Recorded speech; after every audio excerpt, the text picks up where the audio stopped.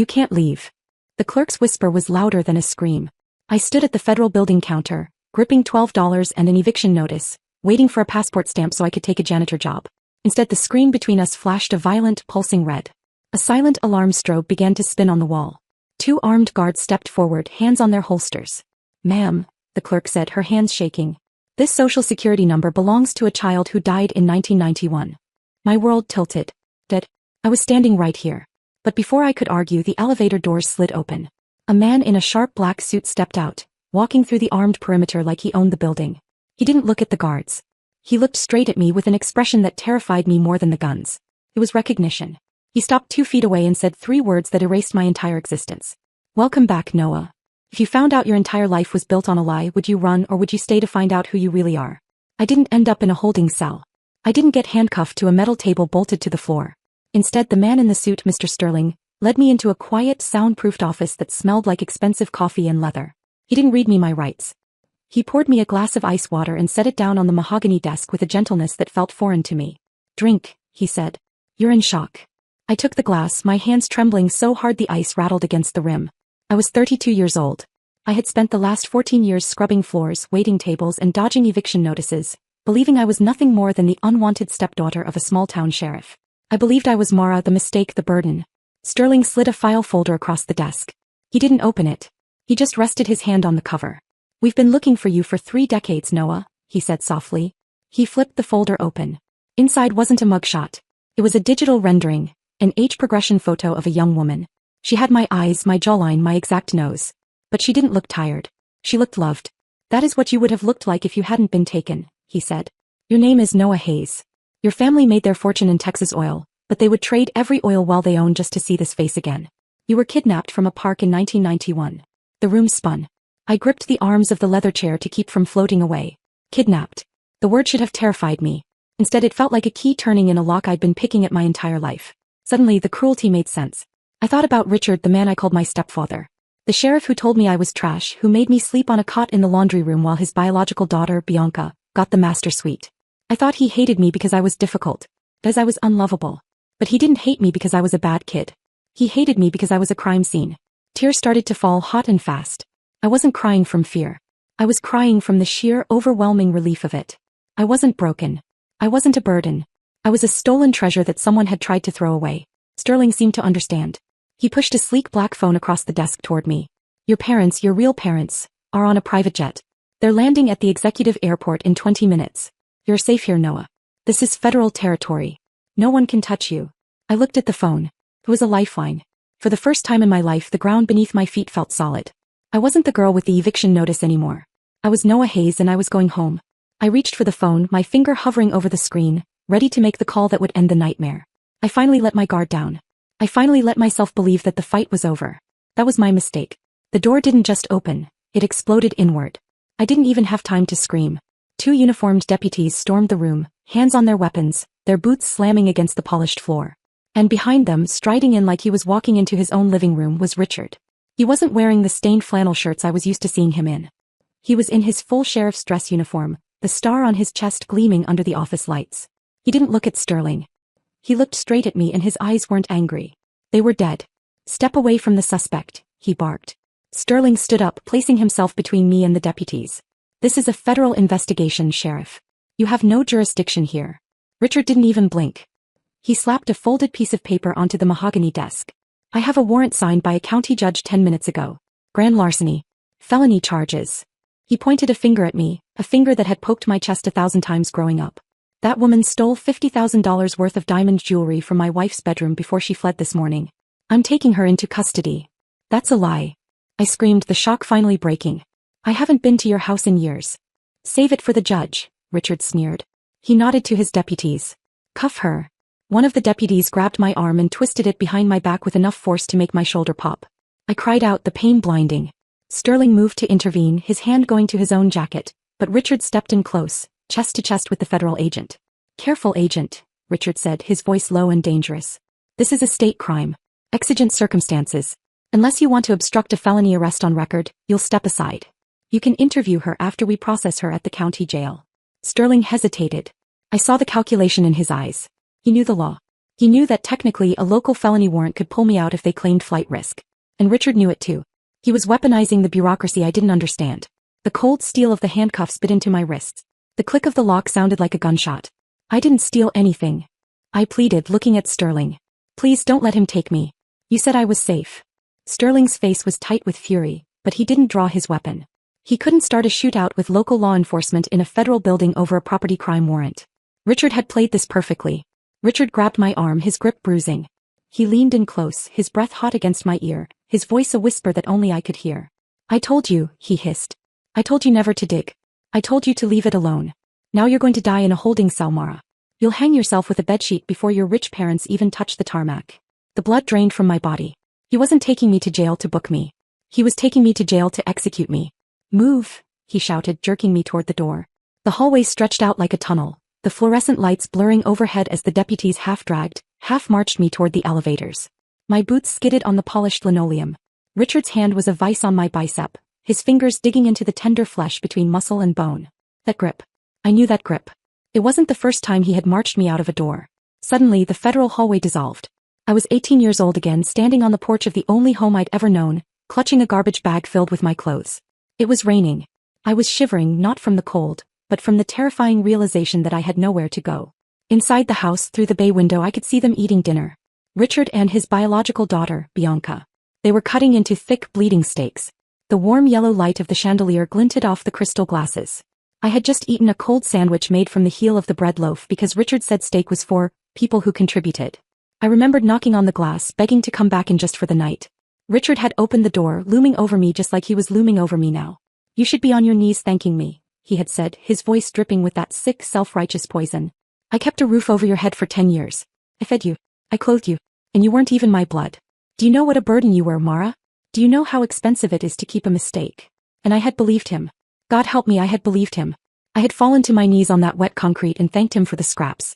I had spent the next 14 years carrying the weight of that debt, believing I was unworthy, believing I owed the universe an apology just for existing. But that was the trap. The realization hit me harder than the handcuffs. It wasn't charity. It was camouflage. He hadn't been raising a stepdaughter. He had been hiding a witness. Every time he made me feel small, every time he told me I was lucky he didn't throw me in the street, he was grooming me. He was training me to be grateful for my own prison. He needed me broken so I wouldn't ask questions. He needed me desperate so I wouldn't look at my own birth certificate. He wasn't my savior. He was my warden. The fear that had been choking me since I walked into the building evaporated. It didn't fade. It was incinerated by a white-hot flash of pure, clarifying rage. He thought he was dragging a scared little girl to jail. He thought he was handling Mara, the burden. But Mara didn't exist anymore. I dug my heels into the floor. I stopped fighting the deputy's grip and instead went completely limp, dropping my entire body weight. It's a trick you learn when you're trying to move heavy furniture alone. Dead weight is impossible to move gracefully. The sudden drop caught them off guard. The deputy on my left stumbled, his grip slipping. We jerked to a halt 10 feet from the elevator bank. Get up. Richard snarled, yanking on my arm. Stop making a scene. I didn't get up. I planted my feet and slowly straightened my spine, pulling against the handcuffs until the chain was taut. I turned my head and looked directly into Richard's eyes. For the first time in my life, I didn't flinch. I didn't look down. I looked right at the man who had stolen my life and I let him see exactly what he had created. The victim was gone. The witness was awake. And she was about to burn his world to the ground. Check the timestamp. My scream tore through the lobby, echoing off the marble walls like a gunshot. It wasn't a plea for help. It was an order. The deputies hesitated, looking down at me. For a split second, the confusion on their faces gave me the opening I needed. I didn't try to stand up. I locked eyes with Sterling, who was running toward us, his hand reaching for the radio on his shoulder. The warrant. I yelled, my voice cracking but loud. Check the time he signed it. Richard kicked my leg hard. Shut her up. Get her in the elevator. But it was too late. Sterling didn't slow down. He didn't ask questions. He threw his body weight against the elevator doors just as they were sliding shut, forcing them back open with a screech of metal. 2 uniformed Federal Protective Service officers materialized from the security checkpoint, their hands on their weapons blocking Richard's path. Hold it. Sterling barked. His voice wasn't the calm, soothing tone he'd used in the office. It was the voice of a man who commanded federal task forces. Nobody moves. This is obstruction of justice. Richard roared, sweat beading on his forehead. I am a sheriff and I am executing a lawful arrest. Let me see the warrant, Sterling demanded, holding out his hand. He didn't ask. He waited. Richard clutched the paper to his chest for a second. A tell. A poker player hiding a bad hand. Then, realizing he had 3 federal guns pointed in his general direction, he shoved the crumpled paper at Sterling. Read it and weep, Agent. Grand larceny. Signed by Judge Miller this morning. Sterling snapped the paper open. He scanned it once, then looked up at the digital clock above the security desk. Then he looked at the security monitors behind the guard station. You're sloppy, Richard, Sterling said, his voice dropping to a terrifying calm. He turned the paper around so the deputies could see it. This warrant was signed at 8 o'clock sharp. He pointed a finger at the security monitor on the wall. But my building's cameras logged Mara entering through the north metal detectors at 7:45 a.m. The lobby went dead silent. She's been in federal custody since she walked in, Sterling said, stepping closer to Richard. Unless she can teleport, she couldn't have stolen jewelry from your house at 8 o'clock if she was standing in my lobby 15 minutes earlier. The deputies holding me loosened their grip. They looked at each other, then at Richard. They realized they weren't executing an arrest. They were accomplices to a kidnapping in progress. It's a typo. Richard shouted, spit flying from his mouth. The clerk made a mistake on the time. She stole it last night. The warrant says this morning, Sterling countered. And if you lied on a sworn affidavit to get this signed, that's perjury. If you're trying to drag a federal witness out of here on falsified charges, that's kidnapping. Sterling signaled to his guards. Release her. Now. The deputies let go of my arms like I was on fire. I scrambled backward across the floor, putting distance between myself and the man who had stolen my life. Richard stood alone in the center of the circle. His face was a mask of purple rage. He looked at his deputies who were backing away. He looked at Sterling, who was staring him down with cold contempt. He looked at me, standing up, rubbing my bruised wrists, no longer the scared girl he could bully into silence. He realized he couldn't talk his way out of this. His authority didn't work here.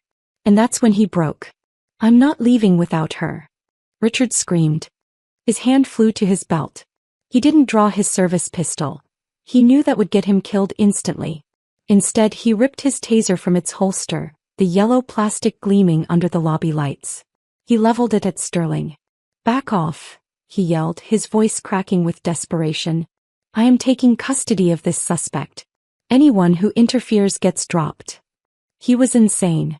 He was holding a federal agent at gunpoint in a federal building.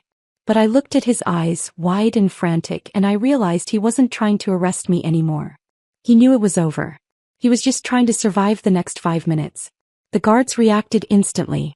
3 Glock 17s snapped up, trained on Richard's chest. Drop the weapon, Sterling ordered. Now. For a moment, it looked like Richard might force them to shoot him out of spite. Then the madness drained from his eyes. He wasn't a martyr, just a bully. He tossed the taser to the marble floor and raised his hands. Fine, he sneered. Let's do this properly. He reached into his jacket. The guards tensed, but he pulled out a document, snapping it open with practiced flair. You caught me, Richard said lightly. The warrant was fake. I knew about the kidnapping. I helped cover it up. He looked straight at me, smiling. I kept you. I hid you. I stole your life. Sterling stepped forward with cuffs. That's a confession. You're under arrest. Richard laughed. No, I'm not. Check the calendar. The kidnapping happened in 1991. The statute of limitations expired in 2011. The room went silent. Sterling didn't move. Richard seized the moment. You can't touch me for kidnapping or fraud. I walk. And legally you're still incompetent. I control your assets. He turned for the door. I'm suing all of you. You're right about the statute, Sterling said calmly, stopping him mid-step. But you forgot one rule. Richard frowned. Which is? Sterling lifted a thick file. The constructive trust doctrine. You don't own property obtained through fraud. You hold it for the victim. The file hit the bench with a thud. We traced the ransom payments. The foster stipends. The investments. That's my money, Richard snapped. No, I said, stepping forward. You just managed it. For me. Sterling's voice was cold. Civil fraud doesn't expire when the victim was a minor. Your assets are frozen. Your house is seized. Your accounts belong to the victim. He pointed at me. It all belongs to Noah. Richard recoiled, terrified, not of prison but of losing everything. But I'm the sheriff. You laundered money and filed false taxes, Sterling cut in. Those clocks are still running. The guards moved. This time Richard screamed as the cuffs snapped shut. You're nothing, I whispered. The lobby fell quiet. Sterling slid a paper toward me. Asset transfer authorization. Sell it, I said, signing. Just make sure he never goes back. I had nothing left, but I was free. Sunlight flooded the lobby as two figures rushed in. I didn't need proof. I felt it in my bones. Noah, the woman whispered. I'm here. They held me like they'd never let go. For the first time I was home.